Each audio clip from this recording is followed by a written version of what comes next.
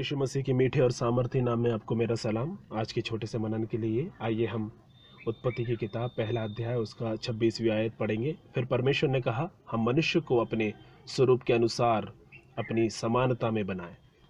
आज हम परमेश्वर के स्वरूप के बारे में मनन करेंगे या सीखेंगे।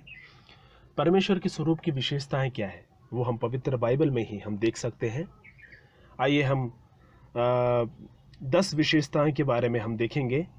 पहला विशेषताएं, पहले अध्याय उसके 26वें आयत में लिखा है रखवाली के बारे में, भंडारीपन के बारे में। उसमें परमेश्वर ने मनुष्य को पूरी सृष्टि के ऊपर अधिकार दिया। अधिकार इसलिए दिया ताकि वो रखवाली कर सके, विश्वास योग्यता के साथ उसकी रखवाली कर सके। तो पहली विशेषता क्या है? रखवाली करना। दूसरी विशेषता फलवंत होना। 28वीं आयत में लिखा है कि परमेश्वर ने उनको आशीष दी और कहा फलवंत रहो। और तीसरी विशेषता हम देख सकते हैं सबसे उत्तम करना, सबसे अच्छा करना। परमेश्वर ने सारी सृष्टि को बनाने के बाद परमेश्वर ने कहा यह अच्छा है, इट इज़ वेरी गुड। वो हम 31वीं आयत में देख सकते हैं पहले अध्याय के। तो सबसे उत्तम करना या सबसे अच्छा करना वो तीसरा एक विशेषता है। चौथा विशेषता की ओर हम जाएंगे तो दूसरे अध्याय के उसके 7वें आयत में हम देख सकते हैं वो है जीवन देना। उधर परमेश्वर उसके नथनों में से जीवन का श्वास को फूका, ऐसा लिखा है।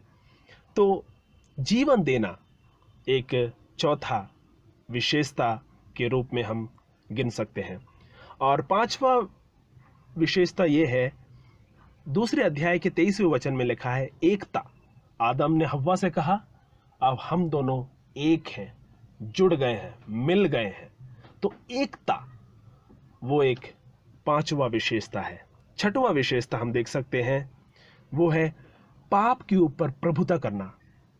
उधर परमेश्वर केन से कह रहे हैं कि तुम पाप के ऊपर प्रभुता करो। इसका मतलब हाबिल पाप के ऊपर प्रभुता करता था, इसलिए हाबिल को अपनाया। केन को ठुकराकर हाबिल को परमेश्वर ने अपनाया। इसलिए परमेश्वर केन से बोल रहा है तुम पाप के ऊपर प्रभुता करो। तो प्रभुता करना, पाप के ऊपर प्रभुता करना वो एक 7वां विशेषता है। 8वां विशेषता क्या है?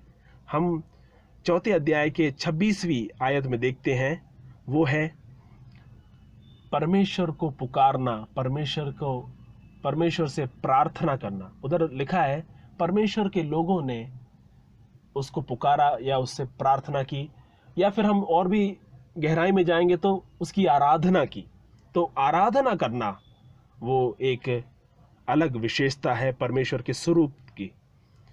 और 8वां विशेषता क्या है हम देख सकते हैं वो है परमेश्वर के साथ चलना। वो हम हानोक के जीवन से हम देख सकते हैं। हानोक के जीवन में ऐसा लिखा है कि वो परमेश्वर के साथ चलता था। तो परमेश्वर के साथ चलना वो एक विशेषता है परमेश्वर के स्वरूप का।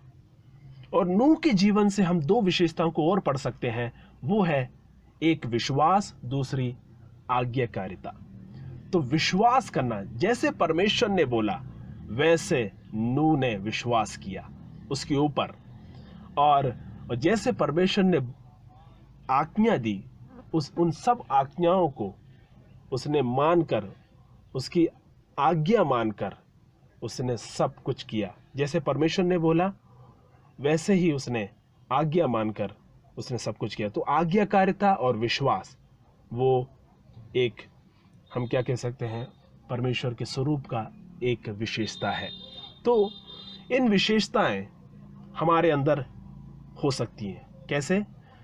यीशु मसीह हमारे लिए इसलिए मरा ताकि ये परमेश्वर का जो स्वरूप है, जो पाप के बाद मिट गया था, मगर कुछ कण हम अलग अलग परमेश्वर के दास में देख सकते थे, वो परमेश्वर का स्वरूप पूरी तरीके से, कुछ कण नहीं, अब परमेश्वर चाहता है यीशु मसीह के द्वारा पूरी तरीके से हर एक कण जुड़कर वो सब विशेषताएं हम में आ जाए। तो यीशु मसीह के द्वारा ये सब विशेषता हम में आ सकती हैं। यीशु मसीह के द्वारा हम परमेश्वर के स्वरूप में आ सकते हैं। परमेश्वर हम सबको आशीष दे।